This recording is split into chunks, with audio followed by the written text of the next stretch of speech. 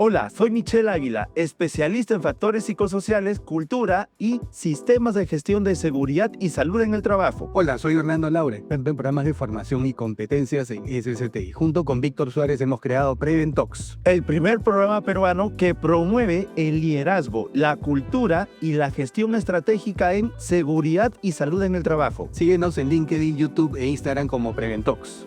Hola, ¿qué tal, amigos de Preventox? En esta oportunidad vamos a presentar a Bonnie Landauro. Bonnie es gerente regional de la empresa transnacional Mondelez y en esta oportunidad nos va a comentar su experiencia relacionado a cómo viene desarrollando el liderazgo, la cultura y la gestión dentro de lo que viene a ser seguridad y salud en el trabajo en su organización.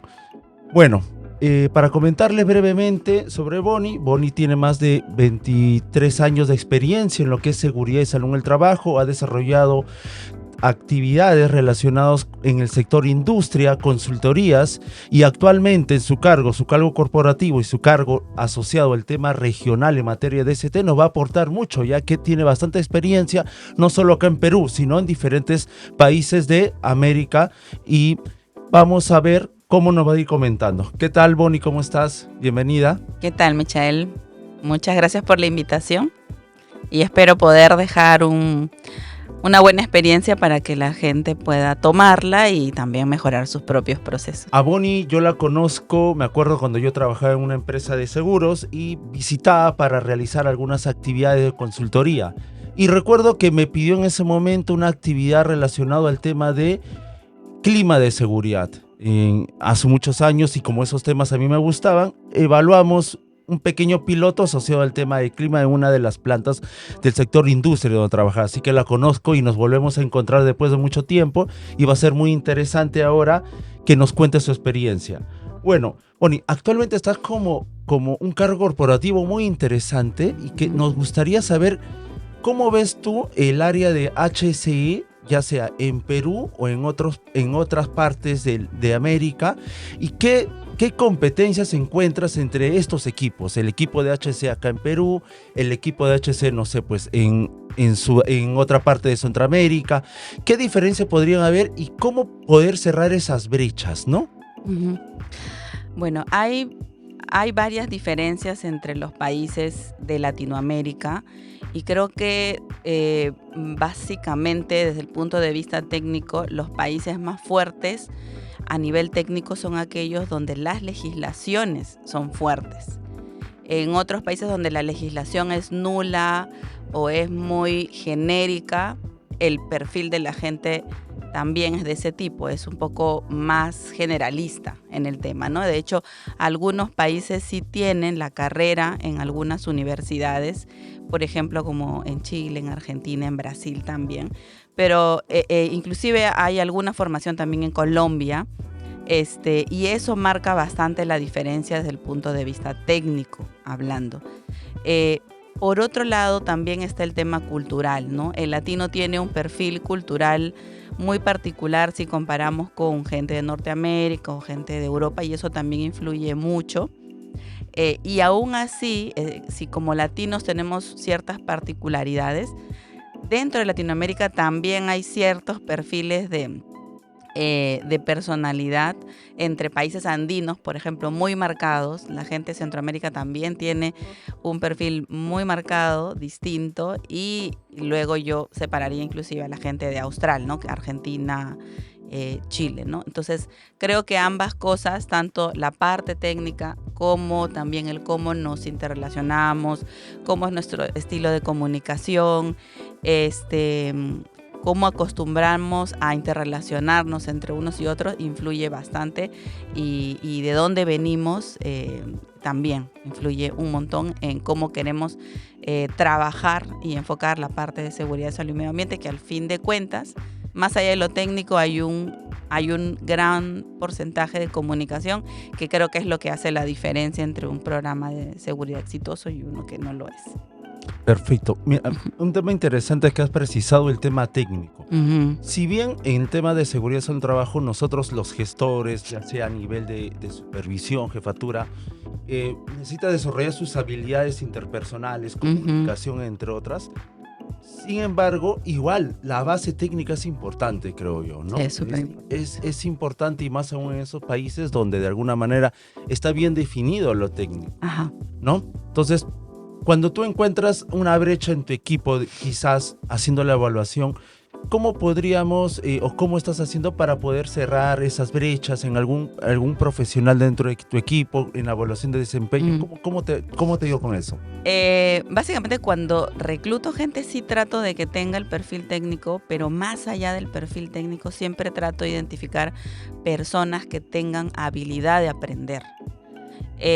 Creo que dentro de nuestras áreas, por lo mismo que tenemos que trabajar interrelacionándonos con otras áreas, sí es importante tener diferentes skills, tanto técnicos como de habilidades blandas, pero al mismo tiempo esa capacidad de aprender, porque la industria es muy diversa y tiene diversos riesgos, entonces nadie conoce todo. ¿Cómo lo manejo? Siempre trato de ver primero cuál va a ser el nivel de influencia de esta persona. Si es una persona junior, trato que tenga mucho ese learning agility y que dentro de la organización, en todo este proceso de relacionarse con las áreas y de empezar a dar soporte, también hacer un acompañamiento muy cercano, buscar que complemente su conocimiento técnico, ya sea a través del benchmark o de repente haciendo entrenamientos propios de la organización o externos, pero también acompañándola bastante, ¿no? Porque las normas pueden ser muy, muy planas, pero el momento de la aplicación es donde uno realmente ve la realidad y ve de qué manera uno puede aplicar o no una norma técnica, ¿no? O en qué medida. Y esto le da una mayor capacidad de poder adaptar las normas que a veces parecen muy cuadradas a una realidad de negocio, ¿no? Entonces, desde esa perspectiva trato de manejar de esa manera. Por otro lado, cuando busco perfiles que sean ya más senior, sí busco que sea un perfil que tenga más bien capacidad de influencia, más allá de lo técnico, que tenga capacidad de influencia y que al mismo tiempo tenga habilidades también de desarrollar equipos y de conformar, de tener una buena organización del trabajo, ¿no? Porque si tú vas a influenciar o vas a hablar ya a un nivel superior, tú puedes conformar un equipo técnico más fuerte debajo tuyo, pero la parte de influencia y de escalar temas que de repente requieren un mayor seniority, no lo voy a encontrar solamente en la parte técnica. Entonces, tengo que ver también dónde se va a desenvolver, qué tanto coaching le puedo dar. También evalúo muy bien en qué momento está la organización, ¿no? Ahora que tengo varios países, inclusive trato de ver si es una locación que todavía está empezando. Entonces, trato de darle más una fortaleza técnica desde el acompañamiento, desde el reclutamiento, desde del momento de complementar esos conocimientos. Pero si es una organización ya más avanzada, busco esas otras áreas donde necesita evolucionar a otros niveles culturales, ¿no? Entonces, siempre va a haber una evaluación, un diagnóstico situacional y en función a eso buscar el mejor perfil. Yo soy de las personas que piensa que la organización del equipo de HC o de seguridad y salud tiene que evolucionar junto como evoluciona la cultura de la organización. No puede ser el mismo. Y eso parte de que las personas también entiendan que hay una evolución y que tienen que acompañar ese crecimiento. No podemos hacer lo mismo de la misma forma siempre si queremos avanzar. Mira qué interesante. Y lo que mencionas es el nivel de madurez, ¿no? Cada organización va creciendo, tiene sus propios valores. Y efectivamente, ¿no? El equipo de HC no puede ser una isla, ¿no? Va a compartir esos valores, ¿no? Exactamente. Y el nivel de madurez. Y por eso yo a veces, hablo y siempre digo, no hay cultura de seguridad en sí, o sea, es la cultura de la organización, solo que por temas a veces coloquiales, comerciales, se utiliza el contexto de culturas de seguridad. Sí. Pero ¿cómo separar la seguridad de la cultura de la organización? Y justo tú has mencionado algo muy interesante que tiene que ir de la mano, ¿no? El equipo, de alguna otra manera, el equipo de HC y la organización, de alguna forma interactúan y tienen, digamos, valores similares, pues, ¿no? Perfecto. Interesante. Y otro tema que rescato es la influencia, ¿no? Qué importante es la capacidad que podamos tener para influir en los demás. Eso es el liderazgo. Ahora, hay técnicas que nos podrían ayudar para hacer eso, pero a veces también es complicado. Y ahí es donde tú puedes, de alguna manera, apoyar, reforzar a tu equipo para que desarrolle esa habilidad, ¿no? Interesante esos puntos que quiero rescatar, ¿no?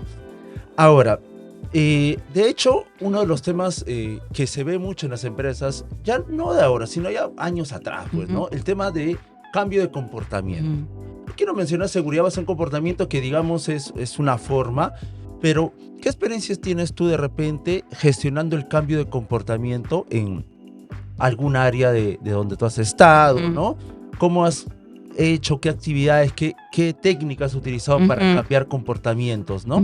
Es un tema bastante complejo, ¿no? Porque la cultura, los valores de las personas influyen mucho y ya por pura teoría sabemos que más del 70% de nuestras reacciones y acciones vienen de manera inconsciente, ¿no? Entonces, es un tema bastante complejo, pero algo que sí he comprobado es que si nosotros cambiamos el modo de vivir ciertas experiencias en la vida laboral de las personas, es lo que empieza a generar credibilidad en la mente de las personas. Entonces, estas personas van a repetir buenas acciones en la medida que la experiencia vivida tras esa buena acción la refuerce. Y eso es algo súper delicado y de mucha responsabilidad de liderazgo, porque muchas veces se caen los programas de cambio de comportamiento cultural cuando los líderes no son coherentes entre lo que se dice y lo que se hace, ¿no? Entonces yo creo que aquí hay dos aspectos bien importantes. Uno es, primero, desde HSE, tener claros los diagnósticos que damos, tener una lectura muy franca de lo que realmente está pasando, de las barreras que encontramos para conseguir de que la gente realmente tenga un cambio cultural y se genere esta credibilidad, y que a partir de ello los líderes tomen conciencia y empiecen a tener un cambio radical en el cómo hacen el walk the talk en sus organizaciones, ¿no? Desde el momento que toman una decisión, desde el momento que implementan alguna medida o destinan algún recurso, siempre afianzando que seguridad realmente es lo más importante, que es un valor para la gente, ¿no?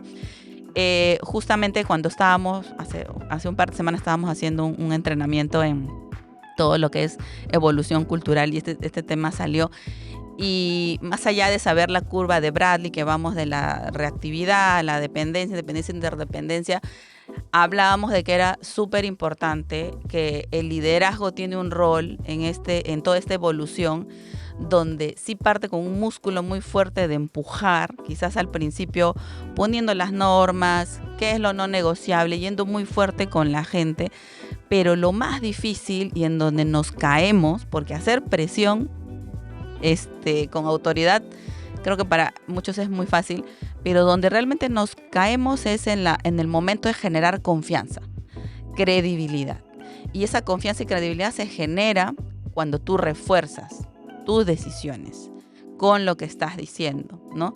Ese refuerzo permanente de lo que estás mostrando como líder en el piso es lo que realmente va a ir generando esa credibilidad. Yo estuve en una organización donde esto era totalmente nuevo y la gente realmente no hacía un levantamiento de los problemas que habían.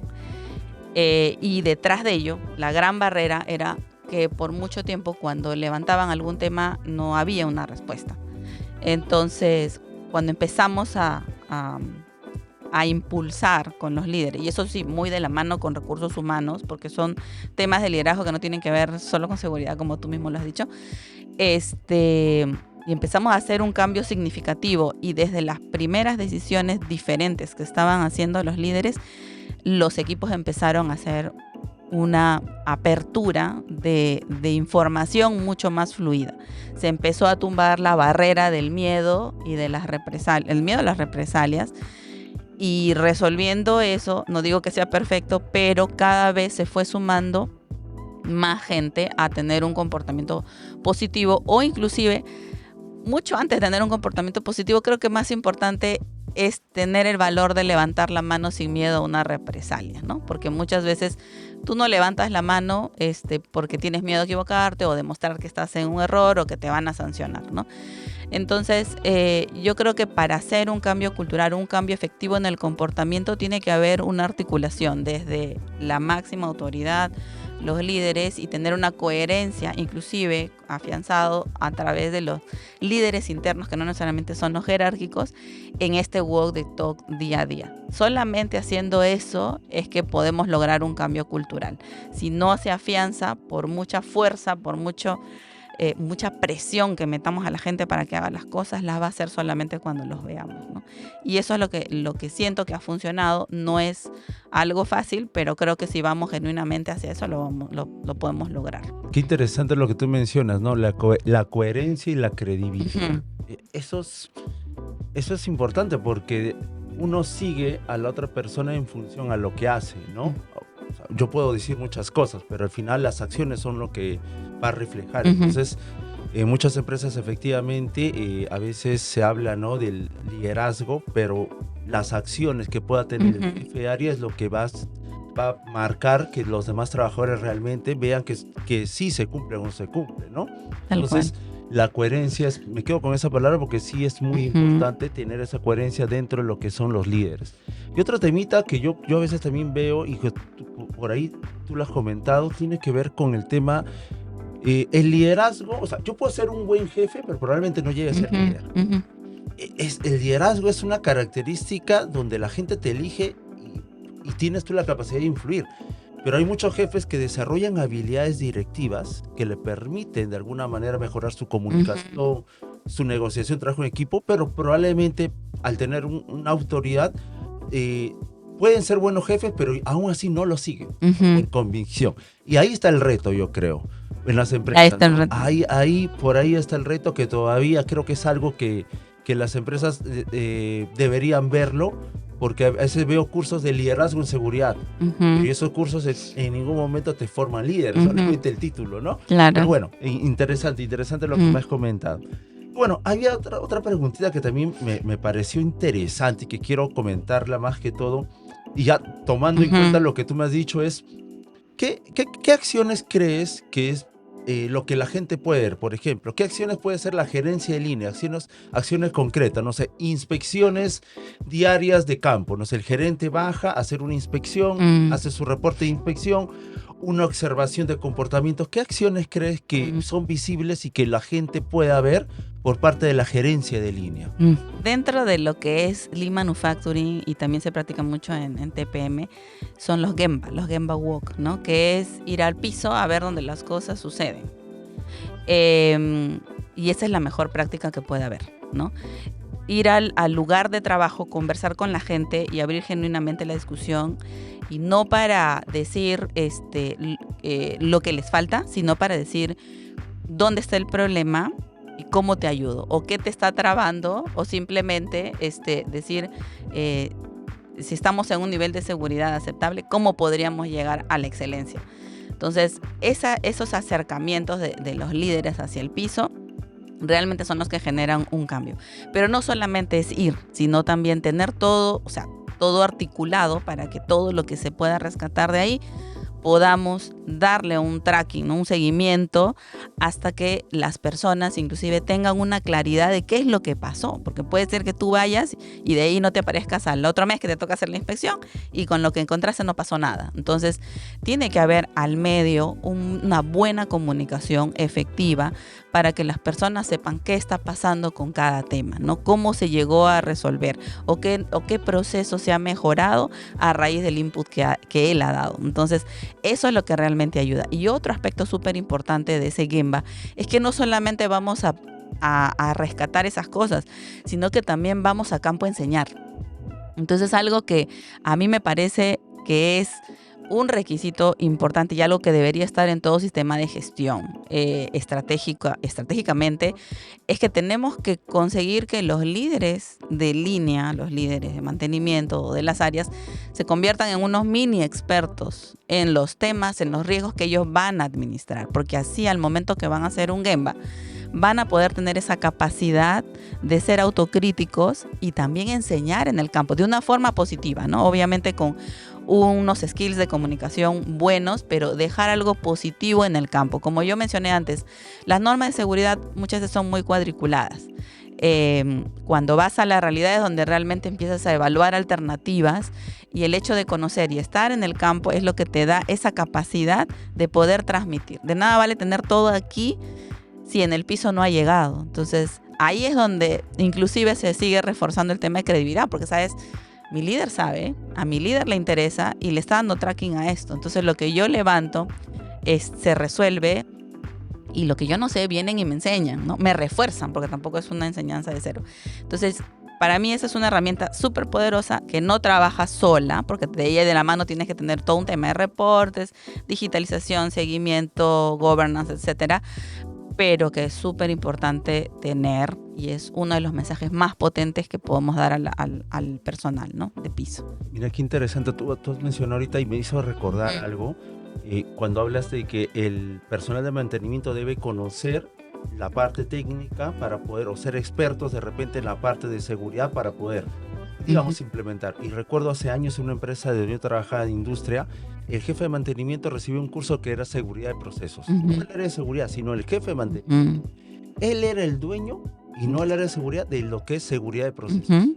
Interesante, a nivel corporativo lo capacitaron a él. Sí. Y va de la mano como tú lo comentas, ¿no? Si el responsable de la línea conoce el tema, él va a poder ejecutar el tema. Y a veces muchas áreas operativas no ejecutan porque no conocen. Tal cual. Y llaman al área de seguridad para que le hagan esa labor. Interesante esa parte. Y bueno, palabras finales, Bonnie, hemos terminado. Más bien, muchas gracias. No sé si algo más quisieras comentarnos, algo como para cerrar. Sí, yo creo que algo que nos hace crecer dentro de esta área es que seamos apasionados, ¿no? Y ese apasionamiento en seguridad y salud implica meterse mucho al proceso. Es algo que yo siempre hago. Empresa nueva donde estoy, me meto a fondo al proceso para saber de qué estoy hablando. Y si nosotros somos apasionados, vamos a transmitir eso. Tú no puedes dar lo que no tienes. Entonces, si tú no tienes pasión, coraje, cariño por seguridad, salud, medio ambiente también veo, no vas a poder transmitir. Entonces es un mensaje que les dejo, porque esto hay que vivirlo a fondo si queremos que la gente lo viva. Sí, ahí quiero complementar. De hecho, a veces uno ve en las empresas, por ejemplo, cuando yo he estado, a veces me ha tocado visitar, o cuando he ido a hacer consultoría, las famosas personas que ven el SIG, a las chicas que hacen seguimiento y que van a un área tras otra, ellas están detrás haciendo el acompañamiento, el seguimiento, esa pasión, digamos, de estar detrás. Ya levantaste una conformidad, es algo que también en lo que es HC también de alguna manera se implica, y la pasión ayuda bastante a poder desarrollar muchas cosas. Muchas gracias, Bonnie. Hasta nos vamos a ver probablemente en otra oportunidad. De hecho, queremos contar contigo para otras entrevistas y para poder de alguna manera seguir compartiendo tu experiencia. Listo, gracias. Bueno, hemos terminado con esta entrevista. Muchas gracias. Nos estamos viendo hasta la próxima entrevista que de acá vamos a ir desarrollando.